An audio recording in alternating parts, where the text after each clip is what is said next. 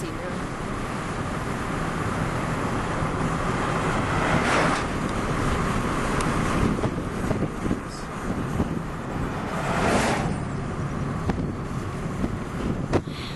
That's the one off the TV. Yeah. There's a road right here. Awesome. Earthship Visitor Center.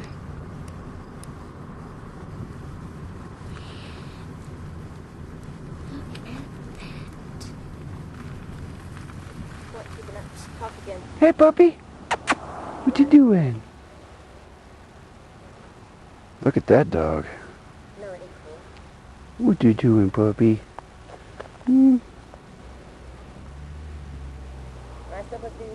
Yeah, record him a little bit. Looks like a polar bear. You take a puppy.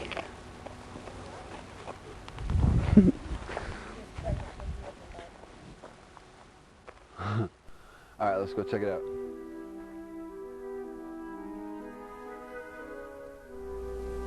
An Earthship is defined by Michael Reynolds as a passive solar home that gets its electricity from the sun, its water from the sky, and is made of recycled materials.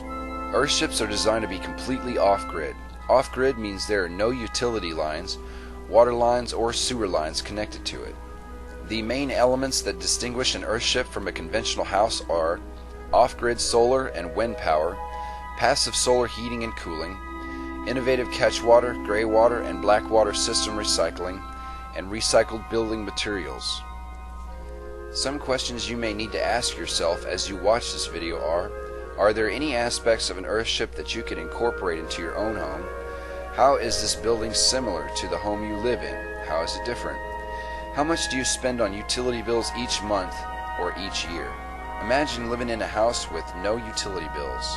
Let's go through the main parts of an Earthship. First, the water system. A. Catching water from the sky requires as little as 6 inches of rain per year to fill the 3,000-gallon cistern contained in the ground or even inside the house.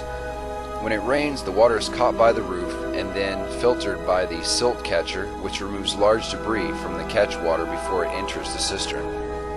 B. The water organization module filters and pumps the catch water to the household fixtures. The water from the cistern first goes to the sink and the shower. The gray water then goes to the planter box to be filtered by the soil and grow plants for the house. After the water has been filtered by the soil, it is used to flush the toilets. Black water from the toilets then makes its way out to the septic system that grows outside plants. By using water-efficient appliances and reusing water in creative ways, little water is needed to run one of these kind of homes. These techniques can be used in conventional homes to save water and money. Second is thermal mass. Thermal mass is the capacity of a body or material to store heat. In an Earthship, the thermal mass is the walls made from tires packed with dirt. Tire walls create the thermal mass that passively heats and cools the building. These incredibly strong and heavy walls are made out of used car tires filled with dirt, then plastered with mud. By mud, I mean a variety of materials ranging from adobe to hand-mixed sand, straw, and clay plaster. You could go down to your local hardware store and pick out anything made to cover outside walls. When the sun hits the wall, it heats them up throughout the day. When light hits the wall, the mass begins to store the heat. The heat dissipates into the wall until the temperature outside the wall becomes lower than the temperature inside the wall. The thermal mass is in a constant battle to equalize itself. So in the winter, it is possible to store the energy from the sun to heat your home and water by trapping it in the walls. The walls have to be made of something that is thick enough and dense enough to hold heat. If you're in a tin shed, you have no chance to hold the heat. In fact, it will get rid of any heat or air conditioning you have as quickly as you can possibly produce it. The same, but to a lesser degree, happens in your home made of modern walls. Third, construction is one of the keys to using thermal mass to its maximal potential. You start with a layer of tires 1 tire height below the surface. This keeps the base from sliding out or moving under the incredible weight of the walls. I call this the cleat. Each tire is stacked halfway across the tire below it. This is called lacing. When you lace tires together, they form a lock where the tires meet, making a system of interlocking tires that weigh 300 to 400 pounds per tire. This makes a wall that weighs thousands of pounds by the time you're done. The front of the building is basically one big window. The front of the building faces south if you're in the northern hemisphere and north if you're in the southern hemisphere. This allows the thermal mass to store heat from the sun inside the building. In the winter, the sun is low in the sky, allowing more sun to reach the walls and store more heat. In the summer, the sun is high in the sky, which then only hits the plants in the window. This is where the gray water is filtered from the planter boxes. Interior walls can be made from tires, but they can also be made from other recycled materials. One technique developed for using materials that would normally go to the dump is a can or bottle wall. You can use concrete or sod type material for this. First, you put down a layer of cement to create a base for the recycled materials. Then you place bottles about 5 inches apart and all the way down your wall. Then you cover that with more cement, then more bottles, and so on. This saves cement or sod and also creates a way for light to travel through the walls, and it looks cool.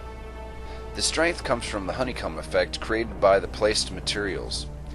I prefer bottles because cans are able to be recycled more easily with less energy into many more useful products. You can get bottles for free at any bar if you do the cleanup labor. No one will give you their cans for free. Most of the rooms in the house can be made of these materials, including bathtubs, sinks, planter boxes, and shelves. Then you have many options for a roof, but the normal roof is made of beetle-kill pines covered with sheet metal to catch rain. This roof will last for years, probably most of your life, and gather water with a minimal amount of maintenance. You will also have operable skylights, which open to provide ventilation, releasing the hot air from the room and pulling the air through convection. Fourth is electricity. The Power Organization module organizes and distributes AC and DC power collected from solar panels and wind generators. The major components of power to the Earthship are solar panels, about 35 120 watt panels, wind generators, charge controllers, battery bank, and the Power Organization module. There are many brands and ratings and other stuff to look at when you put this together, but that's another show. Fifth is the location. The location of these Earthships can be any place on the planet. Earthships use renewable resources for day-to-day living. If you were to use any one of these techniques in a conventional home, we would save so much energy it would take our country out of debt. You don't have to build an Earthship to live Earth-friendly. You can use all of these systems in the house you live in right now. If you have incorporated any of these ideas into your modern house, shoot a video of it and use it in a reply to my video. Explain to us why you did it and how it benefits you. If you would like to know more about how to do any of this to your home, go to earthships.org. Try to catch enough water to flush your toilet for free. Or buy a solar panel, a charge controller, an inverter, and a deep cycle battery and see how many times a month you can watch TV for free. Soon, I will be making a video on how to build your own wind generator. It's easy, and if you make 3 kilowatts per hour and only use 6 kilowatts per day, you might not need electricity for a while. Anyway, this is Dr. Jack from the Dr. Jack Show, telling you to think about saving energy and resources, because otherwise you're making someone else wealthy by being too lazy to make it yourself. Also, remember that living green is a catchphrase, and like any other catchphrase, it is being used to pressure you into buying supposed green products that someone else made to get your money. Truly being green is being self-sufficient. Dr. Jack.